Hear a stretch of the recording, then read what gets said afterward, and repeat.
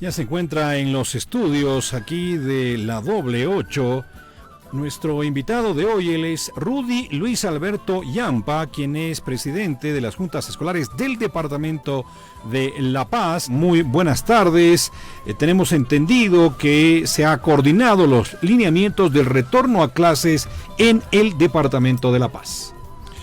Efectivamente, hermano, un saludo a toda la audiencia. El pasado 17 y 18 se ha realizado la Cumbre Nacional. Se han llegado a nuevas conclusiones. Y una de las más importantes, el número 9, que dice: los documentos y propuestas presentadas por las organizaciones e instituciones participantes en el 6º encuentro pedagógico del Sistema Educativo Plurinacional serán tomados en cuenta por el Ministerio de Educación. Esta conclusión nacional nos lleva a que nosotros, los padres de familia a nivel del departamento, hemos presentado una propuesta en una cumbre educativa realizada en la comunidad de Guarizata, con presencia del director departamental de educación, con presencia en el segundo día del evento de nuestro ministro de Educación. Se tocan en esta cumbre varios aspectos, y el más principal, el posible retorno a clases la próxima gestión. 3 modalidades que se van presentando: el tema presencial, semipresencial, virtual o a distancia.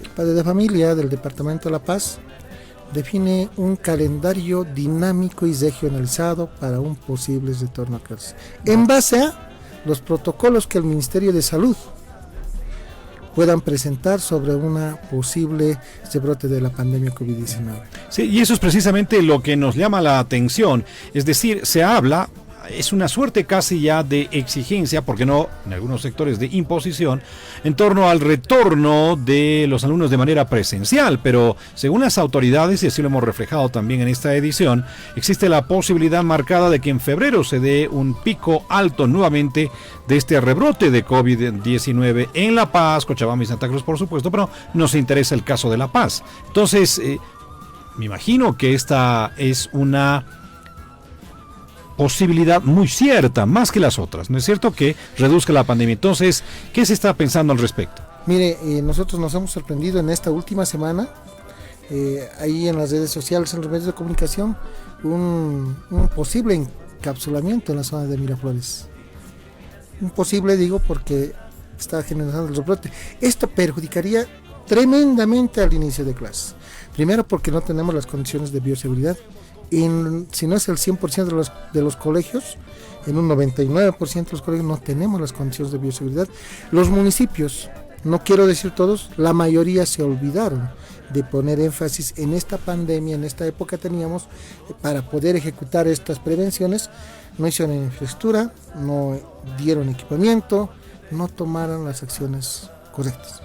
Es más, nosotros hemos presentado ya 3 notas al ministro de Salud actual, al doctor Pozo, para que podamos juntamente con él trabajar el tema de los protocolos para un posible retorno a clases. Hasta el día de hoy, 0 respuestas. Es decir, estaba fallando el gobierno central, estaba fallando el gobierno municipal. No en todas sus instancias, hay que aclarar.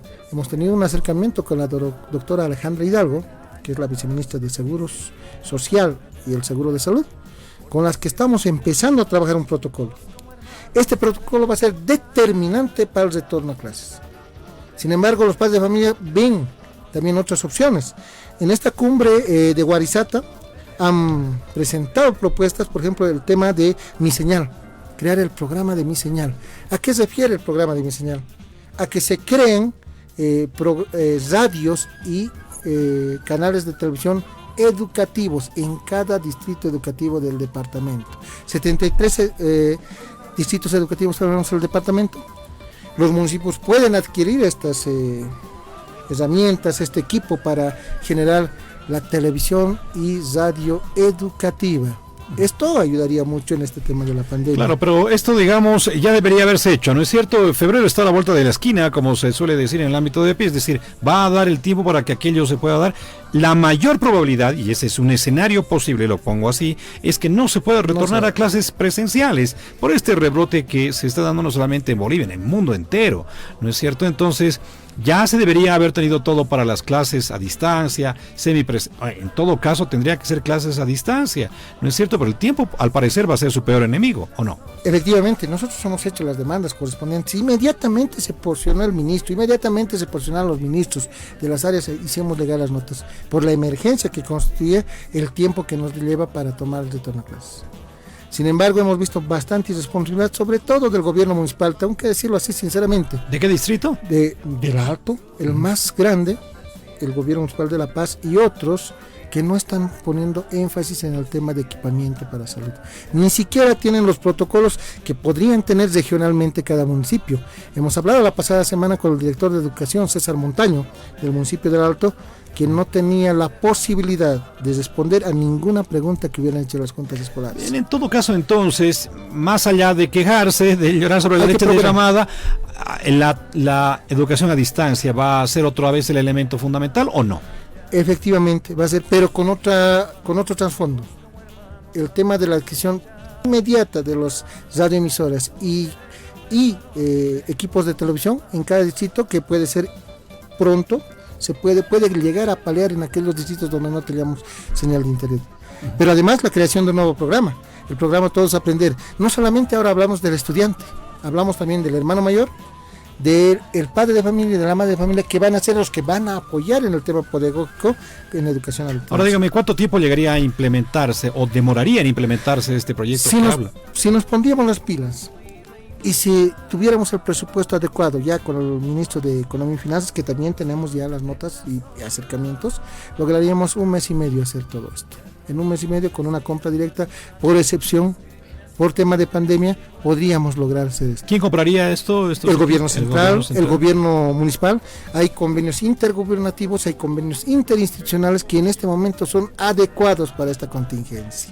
¿Se ha visto, por ejemplo, el tema de precios, costos? ¿Cuánto de presupuesto se requiere para esto? Tenemos la colaboración y un preliminar de 1.500 millones de bolivianos para todo Bolivia, ni siquiera para el departamento, para toda Bolivia. ¿Y cuál sería el financiamiento? ¿Quién pondría? Necesariamente el gobierno central.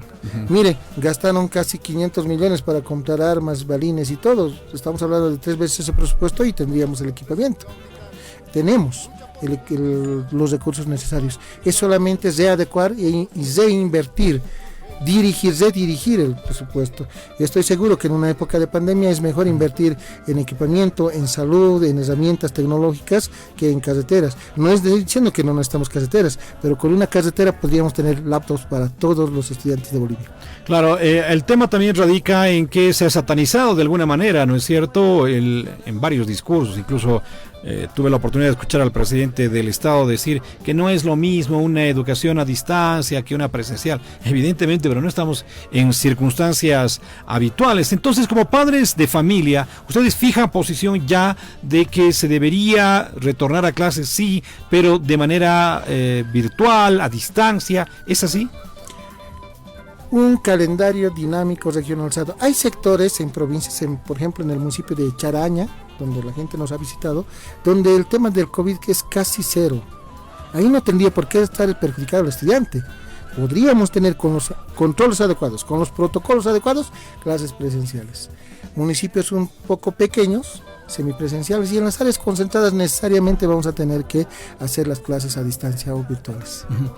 ¿Cuál es la población que resultaría beneficiada, si tienen algunas cifras, datos de estos planes, de gente que va a retornar a las clases, por ejemplo? Mire, en el Alto tenemos 275,000 como matrícula. Nosotros hemos tomado referencias de otros distritos y a nivel nacional.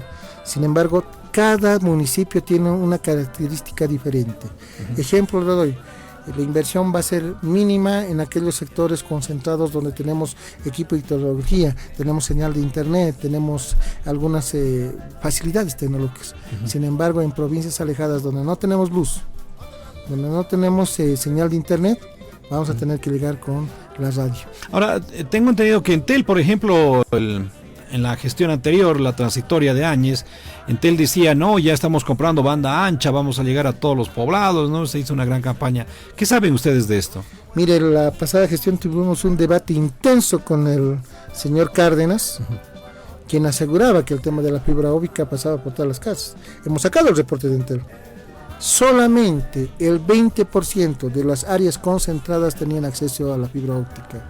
Tenemos un satélite, el Tupac Katari, lo dijo el presidente de esa empresa. Estaban vendiendo la banda a empresas privadas, están vendiendo incluso a empresas que están en la frontera en el tema de la explotación del oro.